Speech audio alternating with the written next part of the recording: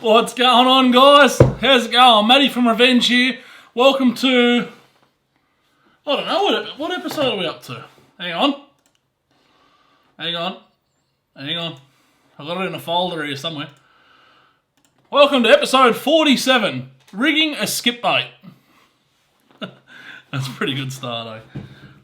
Righto! Let's get straight into it. Couple of things as a disclaimer. Number one, I have a yellowtail here. I would never usually skip a yellowtail. I think Slimy's the gun. Big Slimy's the gun. Really, really good. You can skip bonito, you can skip anything, I suppose, but to be honest, my go-to would always be Slimy's. Anyway, we've got a yakka today. The main reason for this, COVID, can't get the boat out. I bought this from the co-op. I'm going to cop shit for that, I know. It is what it is. Anyway, what you need to rig a skip bait, you need some wax thread. So I've got the wax thread sorted. So bait needles, so you don't want a really big one. You want something that's got a fairly small end. Righto, rigs for skip baits. Here's your leader. That's your leader that you'll always have. You just want about an inch or two of tube on there. The reason for that is it will stop the fish bouncing back over and ending up hooked on the hook, if that makes sense. Especially as it's skipping. You want the rig to be fairly stiff so that fish can't bounce forward. And then the wax thread's on the end. So all I've done, that's probably way too long, but I've just tied the wax thread to the center of the hook, put the bit of tube on there, and now we are where we are.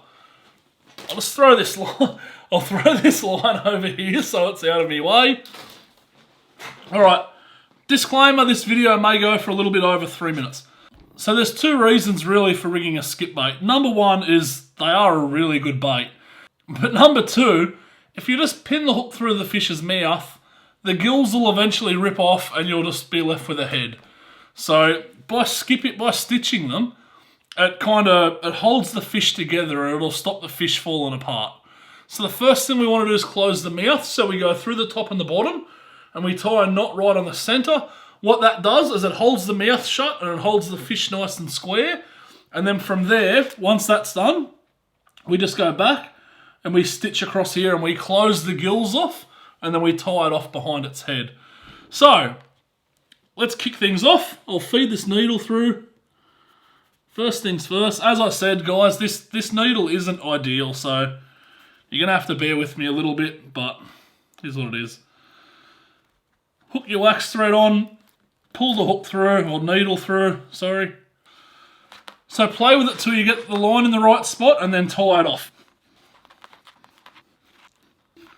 Guys, there's not really any correct way to do this. All you want to do, really, is just make sure that this is tied off nice and tight and that the hook and the bit of tube sits right in the center of the mouth. That's what we're really trying to achieve here. So you can see that for beginning. So you can see that to begin with. The line's through the top. Happy days. So from there, we'll go through the back here, up the top, just behind his gill raker there.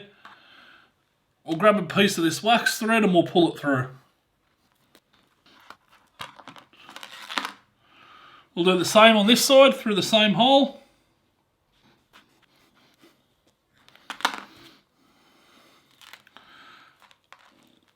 Then we'll tie this down on the center of his back.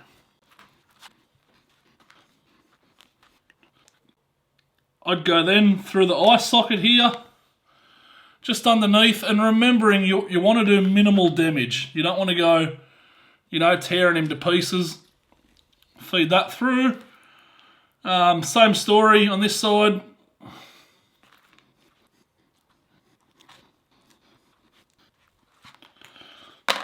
So once again, we'll tie that down, aiming for the center of the head.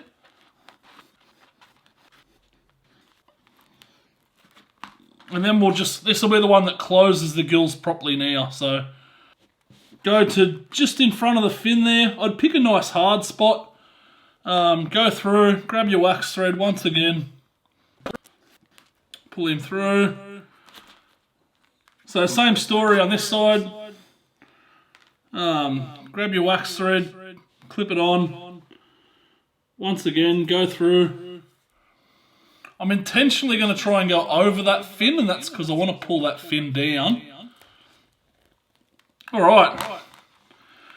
So from there, once again, we'll tie onto the centre of his back. We'll go right round him with both. Come back down to his side here. And then just tie it off again. This will be our last knot, so do this one properly.